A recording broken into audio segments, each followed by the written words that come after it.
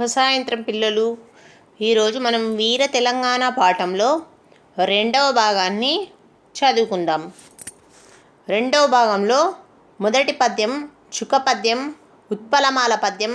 ఇది కంఠస్థం చేయాలి, ప్రతిపదార్థం నేర్చుకోవాలి, పద్యం భావం కూడా నేర్చుకోవాలి. మరి ఒకసారి చూడండి పద్యం, చుక్క పద్యం. అది ముందు పద్యాన్ని వినండి.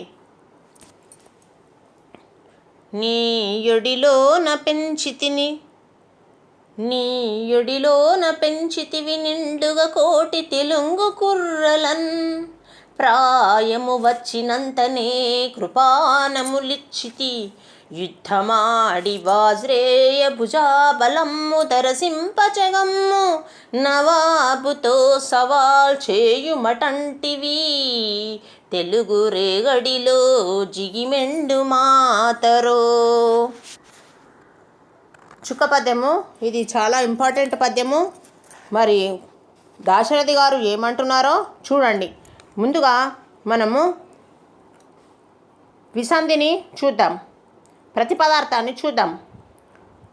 మాతరో, ఓ తల్లి తెలంగాణ, కోటి అనేకమైన తెలుగు కుర్రలను, తెలుగు బిడ్డలను, నీ ఒడిలోన, నీ ఒడిలో నిండుగా పెంచితివి, పోషించావు, ప్రాయము వయస్సు వచ్చిన వెంటనే కృపానములు ఖడ్గములు కత్తులు ఇచ్చావు, యుద్ధమాడి యుద్ధం చేసి, వాజ్రేయ వజ్రాయుధమంతటి భుజాబలమ్ము భుజం యొక్క బలాన్ని, జగమ్ము ఈ లోకము దర్శింప చూడడానికి లేదా తెలుసుకోవడానికి, నవాబుతో నిజాం నవాబుతో సవాల్ ఎదురొడ్డి ప్రశ్నించుట చేయుమని అంటివి అన్నావు.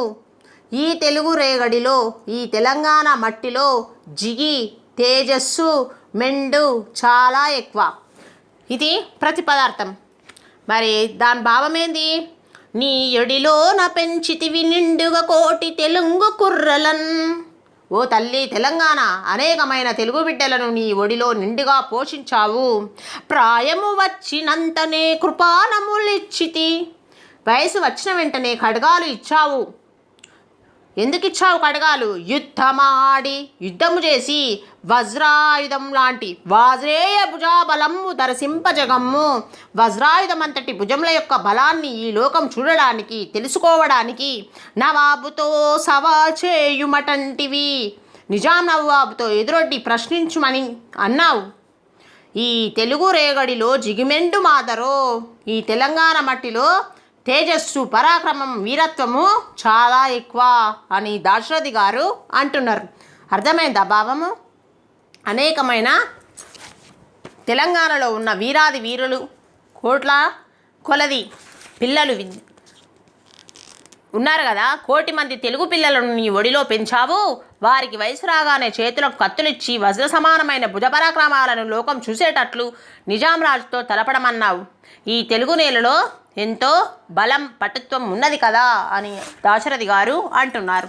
మరి తర్వాత పద్యాన్ని చూద్దాం. అది కూడా చుక్క పద్యమే. దీన్ని కూడా మీరు కంఠస్థం చేయాలి, భావాన్ని నేర్చుకోవాలి, ప్రతిపదార్థం కూడా నేర్చుకోవాలి. రెండో చుక్క పద్యం మత్తేబం. తెలంగాణమున గడ్డిపోచయును సంధించన్ కృపానమ్ము, రాజలలాముండను వానిపి చమడచన్ సాగించ యుద్ధమ్ము, భీతిలిపోయన్ జగమెల్ల ఏమి యగునో తెల్యంగరాకన్, దిశాంచలముల్ శక్రధను పరంపరలతో సయ్యాటలాడెన్ దివిన్. మరి ఇక్కడ దాశరథి గారు తెలంగాణ వీరుల గొప్పతనం గురించి చెప్తున్నాడు. మరి ఏమని చెప్తున్నాడో ఒకసారి ప్రతిపదార్థాన్ని మనము చూద్దాం. తెలంగాణమున, ఈ తెలంగాణలో గడ్డిపోచయును, గడ్డిపోచ కూడా అంటే సామాన్య ప్రజలు కూడా, కృపానమ్మున్ కత్తిని, సంధించన్ చేతపట్టెను, రాజలలాముండు తాను గొప్ప రాజునని అనువాని అనుకునేవాని నిజాం రాజు యొక్క పీచము గర్వాన్ని అడచన్ అంచేటట్లుగా యుద్ధమును సాగించింది. ఏమి అగునో ఏమి జరుగుతుందో తెలియంగా రాకన్ తెలియక జగమంతా భీతిలిపోయెన్ భయపడిపోయింది. దిశాంచలముల్ దిగంతాలన్నీ దివిన్ ఆకాశంలో శక్రధను ఇంద్రధనస్సుల పరంపరలతో వరుసలతో సయ్యాటలాడాయి. ఇది ఈ పద్యం యొక్క విసంధి. మరి భావాన్ని చూద్దాం. తెలంగాణమున గడ్డిపోచయున్ సంధించన్ కృపానమ్ము. ఈ తెలంగాణలో గడ్డిపోచ కూడా కత్తిపట్టి ఎదిరించింది. రాజలలాముండను వాని పీచ మడిచన్ సాగించే యుద్ధము. తాను గొప్ప రాజునని అనుకునే ఆ నిజాం రాజు యొక్క గర్వాన్ని అణిచేటట్లుగా యుద్ధం సాగించింది. భీతిలిపోయన్ జగమెల్ల ఏమి అగునో తెలియంగా రాకన్. ఏమి జరుగుతుందో తెలియక జగమంతా భయపడిపోయింది. దిశాంచలముల్ శక్రధను పరంపరలతో సయ్యాటలాడెందివిన్.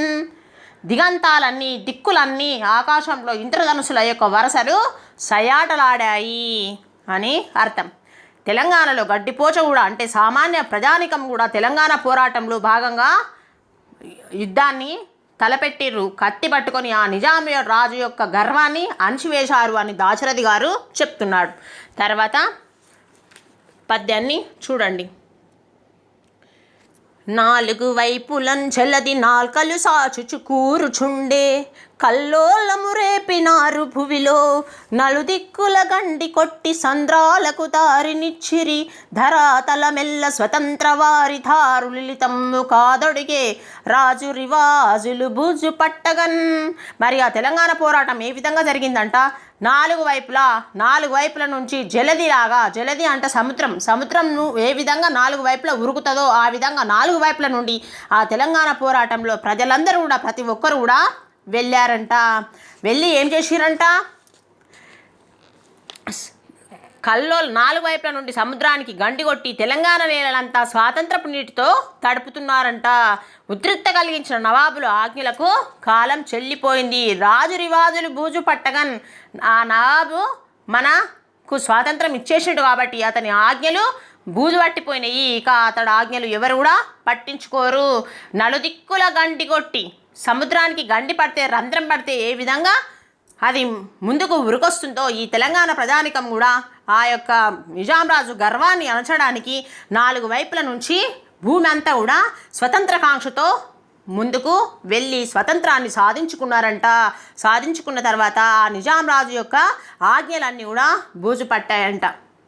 ఇప్పుడు ఆలోచించండి, చెప్పండి, చూడండి. తెలంగాణ నేలలో ఎంత బలం ఉన్నదో కదా అని కవి ఎందుకన్నాడు? నేలలో బలం ఉండడం అంటే ఆ తెలంగాణ నేలలో పుట్టిన ప్రతి బిడ్డ బలం గలవాడు, తేజస్సు వీరత్వం కలవాడు, కొట్లాడడానికి సిద్ధంగా ఉండేవాడు, ఎప్పుడైనా సమస్య వస్తే పరిష్కరించుకోవడానికి వీరత్వాన్ని చూపెట్టేవాడు. అందుకే తెలంగాణ నేలలో బలం ఉన్నదని కవి అన్నాడు అని రాయాలి. గడ్డిపోచ కూడా కత్తివలె మారడం అంటే ఏమిటి? గడ్డిపోచ కూడా కత్తివలె మారడం అంటే ఎలాంటి బలం లేనివాడు, అసాధారణ వ్యక్తి, సామాన్యమైన ప్రజానికం కూడా తెలంగాణ కావాలి అని ఆ తెలంగాణ పోరాటంలో పాల్గొన్నారు అని చెప్పడానికి గడ్డిపోచ కూడా కత్తి పట్టింది అని కవి అన్నాడు అని రాయాలి. నవోదయం రావడం అంటే మీరేమనుకుంటున్నారు? నవోదయం అంటే కొత్త ఉదయం. ఇక మా నవాబు చేతుల్లో మేము ఇన్ని రోజులు అణిగిమణిగి ఉన్నాం. ఇక ఆ నవాబు పీడ వదిలింది కాబట్టి ఆయన ఇచ్చే ఆజ్ఞలు ఇక చెల్లవు కాబట్టి మనం స్వతంత్రంగా మనము బ్రతకడానికి సిద్ధమవుతున్నాం కాబట్టి మన జీవితాల్లో కొత్త ఉదయం వచ్చింది అని నేను అనుకుంటున్నాను అని రాయాలి దానికి.